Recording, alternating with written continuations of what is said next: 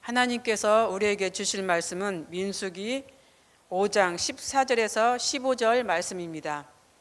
민수기 5장 14절에서 15절 말씀 봉독하겠습니다. 그 남편이 의심이 생겨 그 아내를 의심하였는데 그의 아내가 더럽혀졌거나 또는 그 남편이 의심이 생겨 그 아내를 의심하였으나 그 아내가 더럽혀지지 아니하였든지 그의 아내를 데리고 제사장에게로 가서 그를 위하여 보리가루 10분의 1 에바를 헌물로 드리되 그것에 기름도 붓지 말고 유향도 두지 말라. 이는 의심의 소재요 죄악을 기억나게 하는 기억의 소재라. 아멘. 민수기 5장 11절에서 31절은 아내의 불륜에 대해서 남편이 의심이 생겼을 때 처리하는 법입니다. 실제로 아내가 다른 남자와 동침을 했으나 증인이 없는 경우, 다른 남자와 동침을 하지 않았는데도 남편이 의심을 한 경우, 다른 남자와 동침을 했든 하지 않았든 남편이 아내를 의심했을 때 남편이 아내를 데리고 제사장 앞으로 가서 판결을 받는 그런 과정이 이제 이 말씀에 담겨 있습니다. 한마디로 말해서 의심의 법을 여기서 말씀하고 있는 것이죠. 그만큼 의심은 예전이나 지금이나 생과 사를 가르는 위험한 병인 것 같습니다. 이런 의심의 병을 위한 법이 제정된 것은 당시에도 이러한 의심병이 있었다라고 하는 것을 증명하고 있는 것이죠. 그래서 이 내용을 한번 자세히 살펴보겠습니다. 아내를 의심해서 고발한 남편이 이제 아내와 함께 의심의 소재물을 가지고 먼저 제사장에게로 갑니다. 제사장은 이제 여인의 머리를 풀게 하고 난 후에 회막문 앞에 세우고 그리고 여인의 두 손에 의심의 소재물을 들게 하죠. 여기서 머리를 풀겠다고 하는 것은 남편에게서 불륜으로 의심받는 상황이 큰 수치였음을 이제 상징하는 의미로 제사장은 여인에게 머리를 풀게 한 것입니다. 또 여인을 회막문 앞에 세웠다라고 하는 것은 이 일을 하나님 앞에서 해결한다라고 하는 그런 뜻도 담겨 있습니다.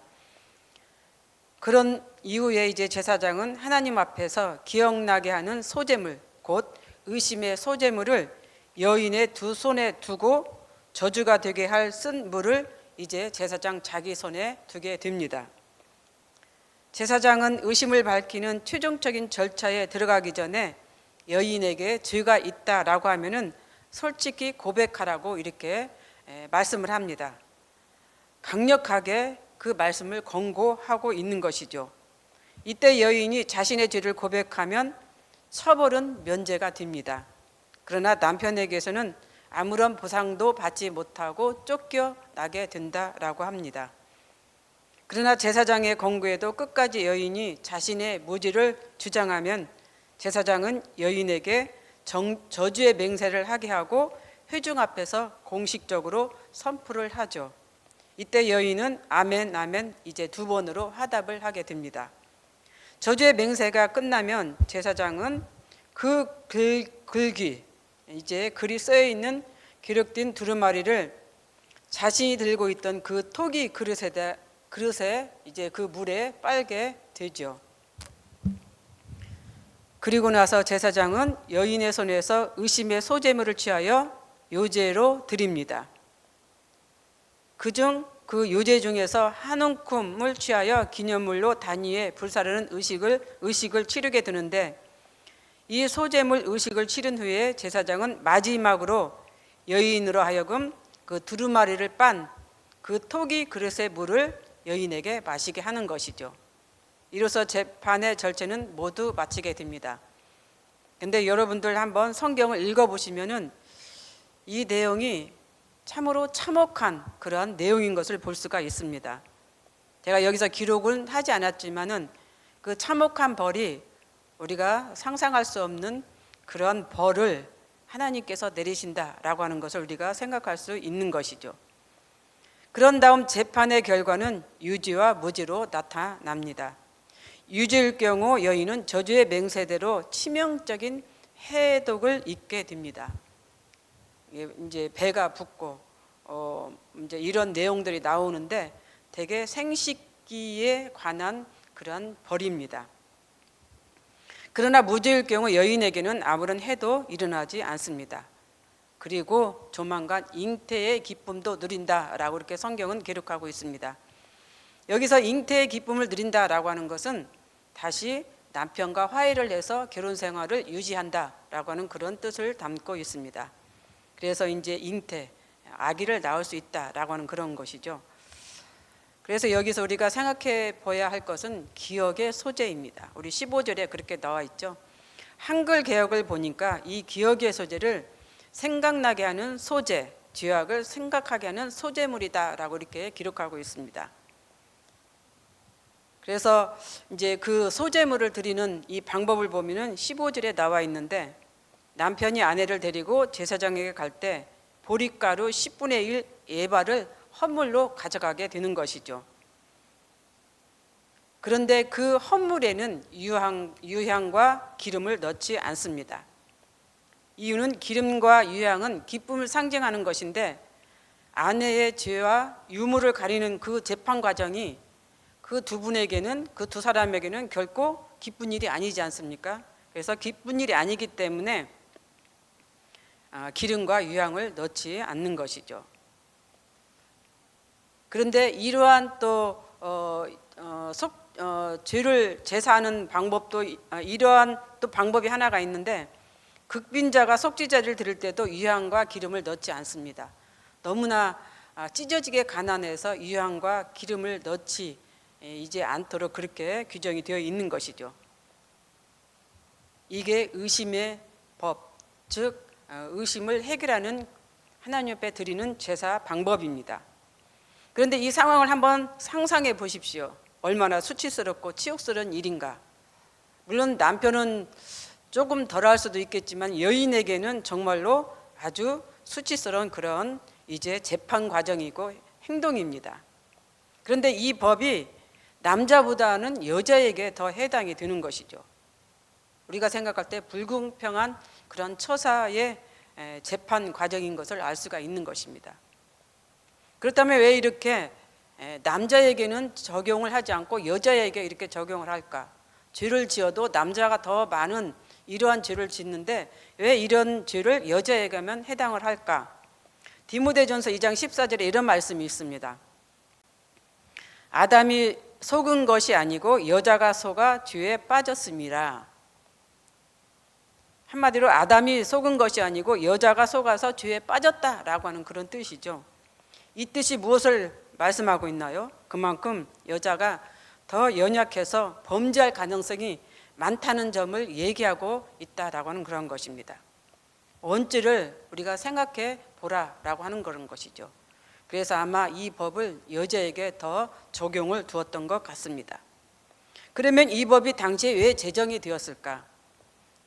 하나님은 이스라엘 백성들의 가정이 화목하고 평안하기를 원하셨습니다.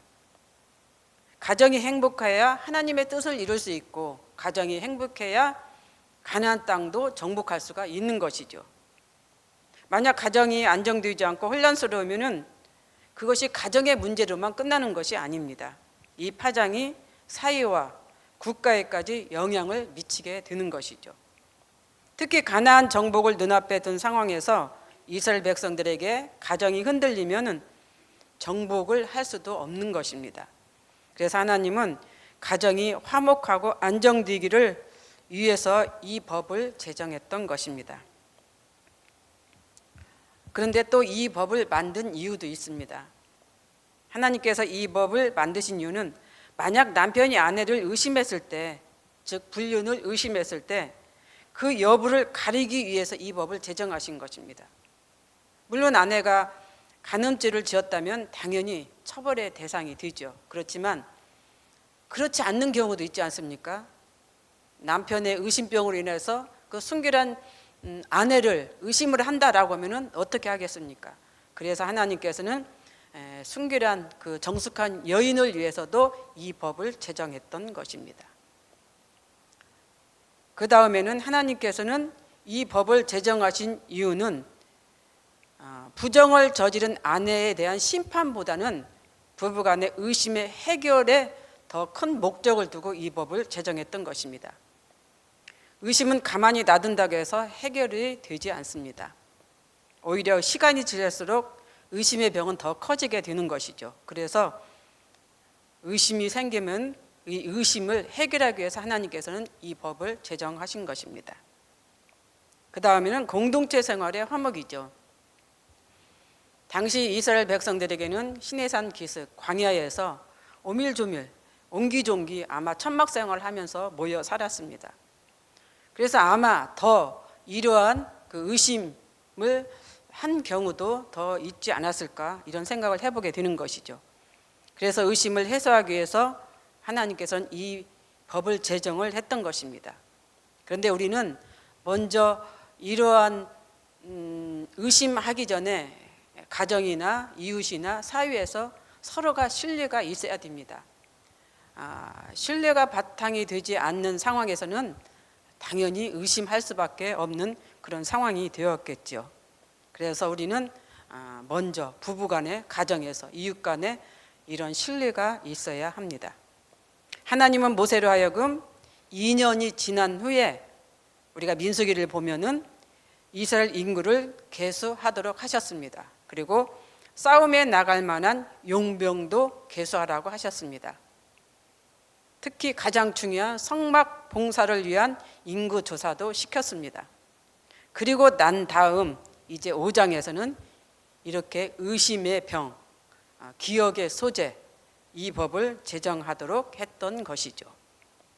그만큼 가정이 중요했기 때문에 하나님께서는 이 법을 제정하셨던 것 같습니다.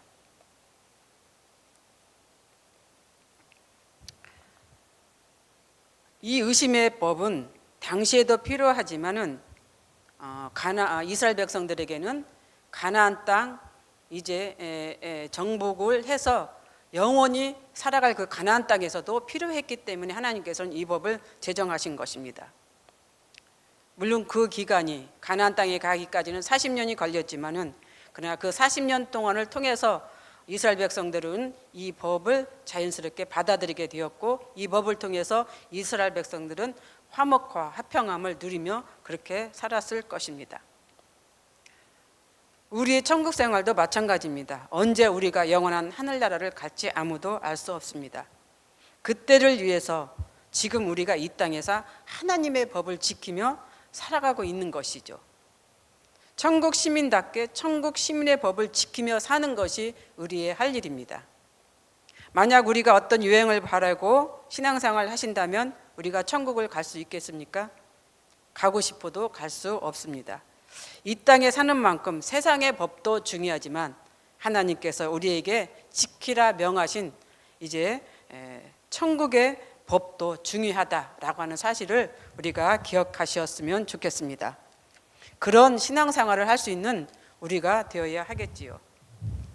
이런 의미에서 오늘 말씀을 다시 한번 생각해 보면은 하나님께서 이스라엘 백성들에게 주신 이 기억의 소재, 의심의 법, 생각하게 하는 소재, 생각하게 하는 이 죄, 이런 것들을 한번 우리가 생각하면서 또 기억하면서 그렇게 사는 우리가 되었으면 좋겠습니다. 만약 사람이 죄를 짓고 나서 계속해서 자기 머릿속에 그 죄가 생각난다면 여러분들은 어떻게 살겠습니까? 아마 힘들 것입니다. 나중에는 아마 미쳐버릴 것입니다. 이런 기억의 소재, 의심의 법은 하루빨리 우리 머릿속에서 해결하고 사라지게 해야 하는 것이 우리의 목적입니다. 하나님께서 이러한 의심의 법을 이런 의심을 버리게 하기 위해서 이렇게 의심의 법을 제정하셨다라고 하는 것을 기억하는 오늘 우리의 삶이 되었으면 좋겠습니다. 기도하겠습니다. 사랑과 은혜가 풍성하신 하나님 감사합니다. 오늘 하나님께서 이스라엘 백성들에게 각인시켜 주신 이 의심의 법에 대해서 다시 한번 생각하게 하여 주옵소서. 우리도 서로가 신뢰가 없다면은 어떤 것이든지 간에 불륜이 아니더라도 서로에게 의심을 할 수가 있습니다. 이런 의심이 생기지 않는 우리의 삶이 되도록 은총을 베풀어 주시옵소서. 특히 부부와 자녀 그리고 가족과 친척, 이웃에게 이러한 의심이 생기지 않는 우리의 삶이 되게 하여 주옵소서. 그렇게 하기 위해서는 우리가 서로 신뢰와 정직과 성실함으로 이렇게 살아가야 됩니다. 그러한 삶이 우리가 되도록 은총을 베풀어 주시옵소서. 그러한 공동체 생활이 되게 하여 주시옵소서. 감사를 드리며 예수님 이름으로 기도합니다. 아멘. 다음과 같은 기도의 제목으로 우리가 기도드리겠습니다. 지금 들은 말씀이 내 삶으로 이어지게 하옵소서. 동네 샘매줄 성경 묵상 소그룹 모임이 잘 진행되게 하시고 하나님의 크신 은혜를 체험하는 귀한 시간이 되게 하옵소서.